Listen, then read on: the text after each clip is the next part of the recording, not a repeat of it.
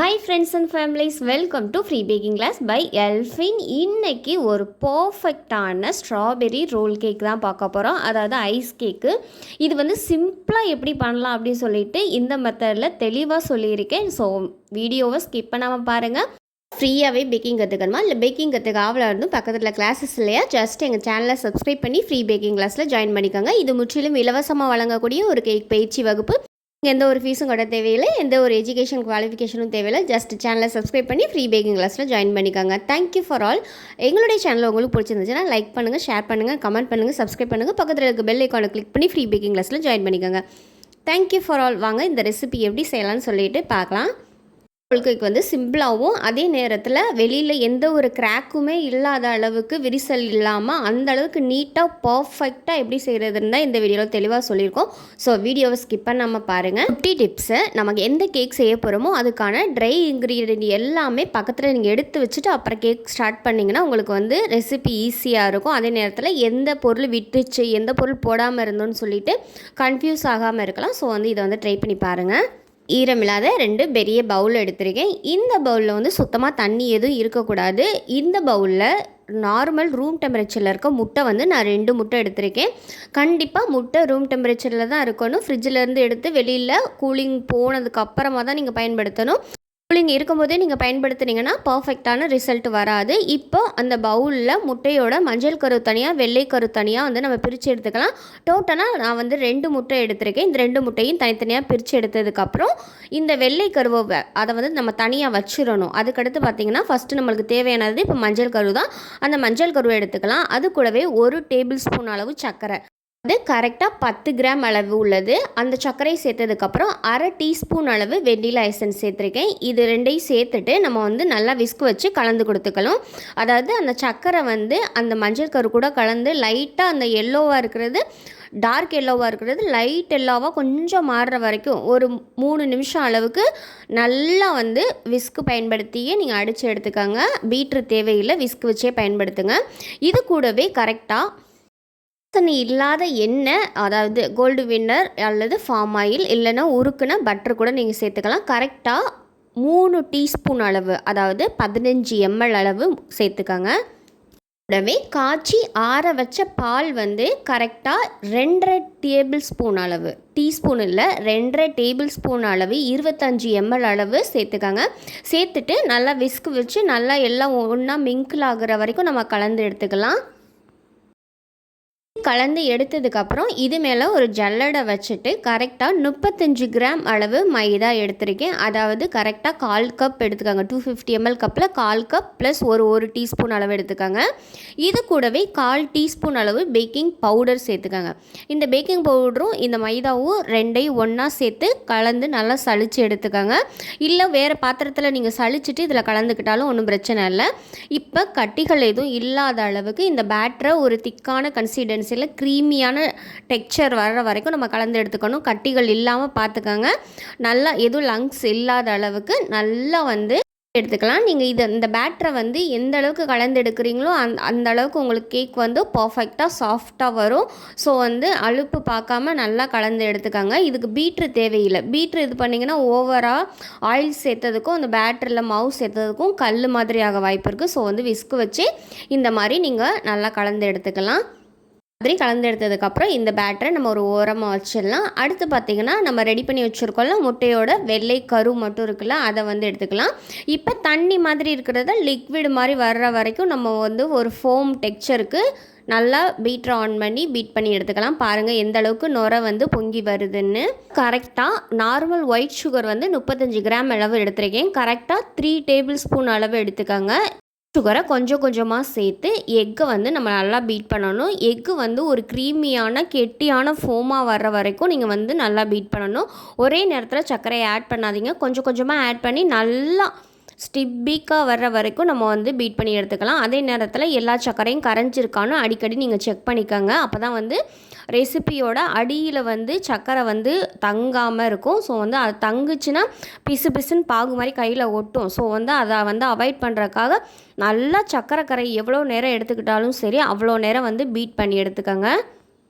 இந்த அளவுக்கு திக் திக்கான ஒரு ஃபோமாக இருக்கணும். அதே மாதிரி ஸ்டிப்பிக்காக இருக்கணும். பாருங்கள், அந்த ஸ்ட்ரிப்பு மாதிரி கரெக்டாக நிற்கிது பாருங்கள், லேயர் லேயராக கரெக்டாக தெரியுதா? அந்த அளவுக்கு நம்ம பீட் பண்ணி எடுத்தால் தான் பர்ஃபெக்டான ரிசல்ட் வரும். இந்த அளவுக்கு பீட் பண்ணதுக்கப்புறம் நம்ம பீட்டரை ஆஃப் பண்ணிவிட்டு ஆல்ரெடி மாவு, எண்ணெய், பால் அதெல்லாம் கலந்து வச்சுருக்கலாம், அந்த பேட்டர் எடுத்துக்கலாம். இப்போ முட்டையோட வெள்ளை கருவை கொஞ்சோண்டு ஒரு ஸ்பேச்சுலா அளவு எடுத்துகிட்டு அந்த பேட்டரில் வந்து மிக்ஸ் பண்ணி எடுத்துக்கலாம். ஏன்னா அப்போ தான் வந்து நீங்கள் கலக்கிறதுக்கு ஈஸியாக இருக்கும். இல்லைன்னா இந்த எக்கோட மஞ்சள் கரு வந்து நீங்கள் அதில் ஊற்றும் போது அது போய் அடியில் தங்கிக்கிறோம். அப்போ நீங்கள் அடித்து கலக்கிற மாதிரி இருக்கும், முட்டையோடு சேர்கிறதுக்கு அதிக நேரம் ஆகும். ஸோ வந்து அந்த டைமில் வந்து எக்கோட வெள்ளைக்கரு அந்த ஃபோம் எல்லாம் அடங்கி கேக்கோட பேட்டர் வந்து கெட்டியாக இல்லாமல் தண்ணி மாதிரி ஆயிரும். ஸோ வந்து கேக் வந்து ஹார்ட் ஆயிரும். அந்த மாதிரி மிஸ்டேக்கை பண்ணாமல் இருக்கிறதுக்கு தான் கொஞ்சோண்டு பேட்டரை எடுத்து அழுப்பு பார்க்காம செஞ்சுருங்க. அப்போ தான் வந்து பர்ஃபெக்டான ரிசல்ட் வரும். இந்த மாதிரி கலந்துட்டு அதுக்கப்புறமா நீங்கள் வந்து மஞ்சள் கரு பேட்டரை வந்து வெள்ளைக்கருவில் சேர்த்துட்டு இந்த மாதிரி பொறுமையாக விஸ்க் வச்சு கலந்துக்கங்க. ஸ்பேச்சுலா வச்சு கலக்க வேண்டாம். ஸ்பேச்சுலா வச்சா அந்த கட்டிகள் மாதிரி இருக்கிறத நீங்கள் அழுத்தி நீங்கள் வந்து கிண்டி கலக்கிற மாதிரி இருக்கும். அப்போம்போது அந்த வெள்ளைக்கருவோட ஃபோம்னஸ் வந்து அடங்க வாய்ப்பு இருக்குது. ஸோ வந்து இந்த மாதிரி ரொட்டேட் பண்ணி இந்த மாதிரி உதறி அதுக்கப்புறமா அது சுற்றி இருக்கிறத வலிச்சு விட்றதுக்கு மட்டும் ஸ்பேச்சுலா யூஸ் பண்ணிக்கோங்க. இந்த மாதிரி பொறுமையாக கலந்தால் மட்டுமே பேட்டரோட நீங்கள் எவ்வளோ பேட்டர் அந்த பார்க்குறீங்களோ அந்த பேட்டர் வந்து கம்மியாகாமல் இருக்கணும், அதாவது குறையாமல் இருக்கணும்னா நீங்கள் அந்தளவுக்கு பொறுமையாக மிக்ஸ் பண்ணணும். அதே நேரத்தில் எல்லா பேட்டரும் ஒன்றா மிக்ஸ் ஆகிருக்கணும். அதுதான் அந்த வந்து கான்செப்ட்டு. ஸோ இந்த அளவுக்கு ஒரு பக்குவமாக நீங்கள் செஞ்சால் மட்டும்தான் உங்களுடைய ரோல் கேக் வந்து விறுவிறு இல்லாமல் விரிசல் இல்லாமல் நல்லா நீட்டாக பர்ஃபெக்டாக வரும். பாருங்கள் எந்த அளவுக்கு பேட்டர் நம்மளுக்கு ரெடியாகி கிடச்சிருக்குன்னு. நான் இந்த பேக்கிங் ட்ரே தான் எடுத்திருக்கேன். இது வந்து ப்ரௌனி பேக்கிங் ட்ரே. இதோட நீளம் பார்த்தீங்கன்னா 5 சென்டிமீட்டர் அளவு இருக்குது. அதே மாதிரி இதோடைய அகலம் பார்த்திங்கன்னா கரெக்டாக உங்களுக்கு 17 சென்டிமீட்டர், 17லேருந்து 18 சென்டிமீட்டர் இருக்குது. இதோட உயரம் பார்த்திங்கன்னா கரெக்டாக 3 சென்டிமீட்டர் அளவு இருக்குது. இந்த ட்ரே தான் நான் பயன்படுத்தி உங்களுக்கு கேக் செஞ்சு காமிக்க போகிறேன். ஏன்னா இதுதான் ரோல் கேக்கு எடுக்கிறதுக்கும் உங்களுக்கு கரெக்டாக இருக்கும். அப்படி இல்லாமல் பேக் பண்ணிவிட்டு ரோல் பண்ணுறதுக்கும் அகலமான ஷீட்டாக இருக்கும். 2 முட்டைக்கான அளவு இந்த பேக்கிங் ட்ரே நீங்கள் யூஸ் பண்ணலாம். அதே மாதிரி பட்டர் பேப்பரை வந்து நீங்கள் இதில் கட்டாயம் போடணும். பட்டர் பேப்பர் போடாமல் பண்ணிங்கன்னா உங்களுக்கு டீமோல்ட் பண்ணவே வராது. ஸோ வந்து பட்டர் ஷீட் வந்து இதில் அப்ளை பண்ணிக்கோங்க. நான் ஆயிலெலாம் அப்ளை பண்ணல, ஜஸ்ட்டு பட்டர் ஷீட் மட்டும் போட்டிருக்கேன். இந்த பட்டர் ஷீட்டை இதில் ஃபிக்ஸ் பண்ணிவிட்டு அதுக்கப்புறமா நம்ம வந்து பேட்டரை வந்து சேர்த்துடலாம். என்கிட்ட இந்த மாதிரி பேன் இல்லை, ப்ரௌனி ட்ரே இல்லை அப்படின்னு நீங்கள் நினைக்கிறவங்க கரெக்டாக வந்து 1 kg ட்ரே இருக்கும்ல, 1 kg ட்ரே, 1/2 kg ட்ரே இருக்கும்ல, அதில் 1 kg tray 8 inch pan, square pan இருக்கும்ல, அதை நீங்கள் யூஸ் பண்ணிக்கலாம். இந்த மாதிரி பேன் அகலமாக இருக்கிறத யூஸ் பண்ணும்போது தான் உங்களுக்கு கரெக்டாக வந்து ரோல் பண்ணுறது கரெக்டாக வரும். நம்ம ரெடி பண்ணி வச்சுருக்க பேட்டரை வந்து இந்த கேக் ட்ரேயில் வந்து சேர்த்துடலாம். சேர்த்துட்டு கொஞ்சம் பொறுமையாகவே ஹேண்டில் பண்ணுங்க. அப்போ தான் வந்து ஃபோம் அடங்காமல் இருக்கும். ஸ்பேச்சுலா வச்சு ஜென்டலாக எல்லா பக்கமும் ஈவனாக இருக்க மாதிரி ஸ்ப்ரெட் பண்ணி விட்டுக்கோங்க. இல்லைன்னா அந்த ஸ்டீல் ஸ்க்ரப்பர் இருக்குல்ல, அதை வச்சு கூட நீங்கள் ஈவனாக வந்து பரப்பி விட்டுக்கலாம். நான் வந்து ஸ்பேச்சுலாலே ஈவன் பண்ணிக்கிறேன். ஈவன் பண்ணிவிட்டு நல்லா 2 வாட்டை தரையில் தட்டி டேப் பண்ணிடுங்க. ஸோ வந்து ஒரு இடத்துல அதிகமாக இருந்தது, ஒரு இடத்துல கம்மியாக இருந்துச்சுன்னா நீங்கள் டேப் பண்ணும்போது அது வந்து ஈவனாக அப்படி எல்லா இடத்துலையும் ஸ்ப்ரெட் ஆகிரும். ஸோ வந்து டேப் பண்ண மறந்துடாதீங்க. இப்போ நம்ம பேட்டரை ரெடி பண்ணதுக்கப்புறம் ஹீட் பண்ணும்போது டைமரை 10 நிமிஷத்துக்கு ஆன் பண்ணிவிட்டு டாப் அண்ட் பாட்டம் ராடு செக்ஷனை ஆன் பண்ணிவிட்டு கரெக்டாக 180 டிகிரியில் ப்ரீ ஹீட் பண்ணணும். அதே நீங்கள் பேக் பண்ணுறதுக்கு கரெக்டாக 160 டிகிரியில் டாப் அண்ட் பாட்டம் ராடில் 20 நிமிஷத்துக்கு டைமர் ஆன் பண்ணி பேக் பண்ணிக்கோங்க. நல்லா ஞாபகம் வச்சுக்கோங்க. பேக் பண்ணுறதுக்கு 160 டிகிரி, ப்ரீ ஹீட் பண்ணுறதுக்கு 180 டிகிரி. லையோ இல்லை பிரியாணி பாத்திரத்துலையோ எப்படி பண்ணுறதுன்னு சொல்லிட்டு கிளாஸ் 2ல் அப்லோட் பண்ணியிருக்கேன். தேவைப்படுறவங்க செக் பண்ணி பாருங்கள்.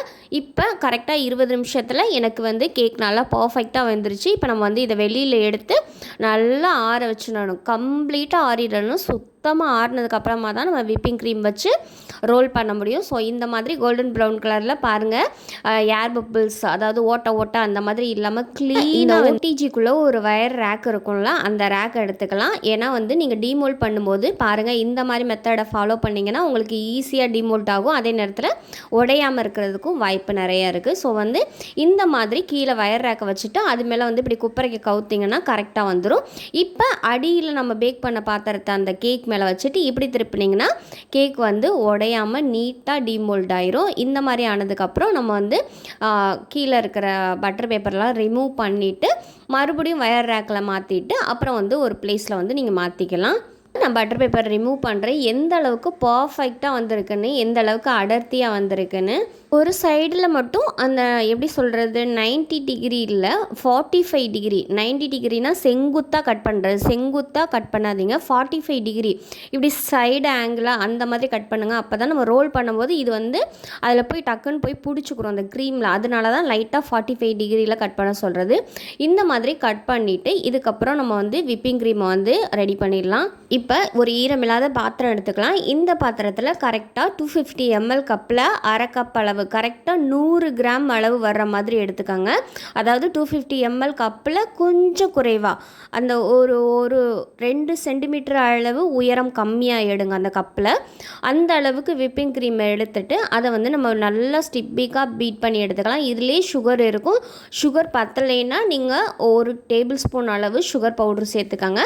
இப்போ ஃபஸ்ட்டு ஒரு 2 நிமிஷத்துக்கு ஸ்லோ ஸ்பீடில் வந்து பீட் பண்ணிக்கலாம். அதுக்கப்புறம் ஹை ஸ்பீடில் போட்டு ஒரு 3 மினிட்ஸ் வந்து நீங்கள் வந்து பீட் பண்ணி எடுத்திங்கன்னா பர்ஃபெக்டான ஒரு ஸ்டிப்பான வந்து நீங்கள் பீட் பண்ணி எடுத்துக்கலாம். இந்த மாதிரி அதாவது நம்ம ஊற்றி இருக்க விப்பிங் க்ரீம் வந்து டபுளாக ரைஸ் ஆகணும். அப்படி ரைஸ் ஆகலைன்னா உங்கள் க்ரீம் வந்து கெட்டு போச்சுன்னு அர்த்தம். ஸோ வந்து நான் பீட் பண்ணி எடுத்துக்கலாம். எந்த அளவுக்கு க்ரீம் வந்து நான் ஸ்டிப்பிக்காக பீட் பண்ணி எடுத்துருக்கேன்னு இந்த மாதிரி இருக்கணும். அந்த லேயராக தெரியுதா பாருங்கள். அந்த நான் பீட்டரை வந்து எடுக்கும்போது அந்த அளவுக்கு அந்த ஸ்டிப்பாக நிற்கணும். அந்த க்ரீம் வந்து லேயராக தெரியணும். ஸோ அந்த அளவுக்கு பீட் பண்ணால் மட்டும்தான் பர்ஃபெக்டாக வரும். ரெடி பண்ணி வச்சுருக்க விப்பிங் க்ரீமை ஒரு பைப்பிங் பேக்கில் போட்டுட்டு கரெக்டாக ஒரு 3 mm அளவுக்கு நீங்கள் வந்து முனையில் கட் பண்ணிடுங்க. கட் பண்ணிவிட்டு அதுக்கப்புறம் அதை வந்து அப்ளை பண்ணுங்கள். இந்த மாதிரி கோடாக எல்லா இடத்துலையும் ஈவனாக படுற மாதிரி நீங்கள் அப்ளை பண்ணிவிட்டு அதுக்கப்புறம் ஸ்பேச்சுலா வச்சு பண்ணிங்கன்னா ஈவனாக எல்லா இடத்துலையும் ஒரே அளவு க்ரீம் வந்து ஸ்ப்ரெட் ஆகிருக்கும். அதுக்காக தான் இந்த மெத்தடை வந்து ஃபாலோ பண்ண சொல்கிறேன். மாதிரி எல்லா இடத்துலையும் க்ரீம் படுற மாதிரி அப்ளை பண்ணி எடுத்துக்கலாம். ஸ்பேச்சுலா வச்சு ஜென்டலாக எல்லாத்தையும் ஈவன் பண்ணி எடுத்துக்கலாம். பண்ணதுக்கப்புறம் நீங்கள் வந்து க்ரீமை வந்து நான் போடுற மாதிரி லேயராக போட்டுக்கோங்க. கொஞ்சம் இந்த பக்கமும் அந்த பக்கமும் அணை கட்டுவோம்ல, அதாவது வரப்பு இருக்கும்ல, அந்த மாதிரி 2 பக்கமும் ஈவனாக ஒரு பார்டர் மாதிரி கட்டிக்கங்க. கட்டிட்டு அதுக்கப்புறமா நீங்கள் எந்த க்ரஷ்ஷை சேர்க்க விரும்புகிறீங்களோ, நான் வந்து ஸ்ட்ராபெரி க்ரஷ் தான் சேர்க்க போகிறேன்.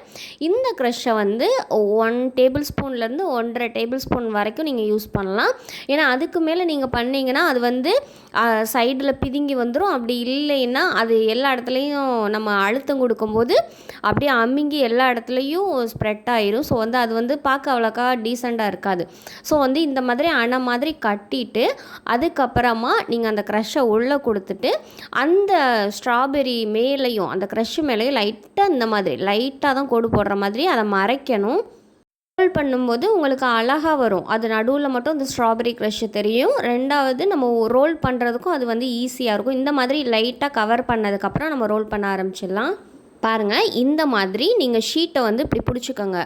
எந்த பக்கம் ஜாம் நம்ம வச்சோமோ அந்த ஷீட்டை பிடிச்சி அப்படியே தூக்கி அந்த பக்கத்து லைட்டாக மெதுவாக வைக்கணும். வச்சதுக்கப்புறம் நான் இப்போ ஆப்போசிட் பக்கம் திருப்பி காட்டுறேன். பாருங்கள் எந்த அளவுக்கு எப்படி வச்சுருக்கேன்ட்டு.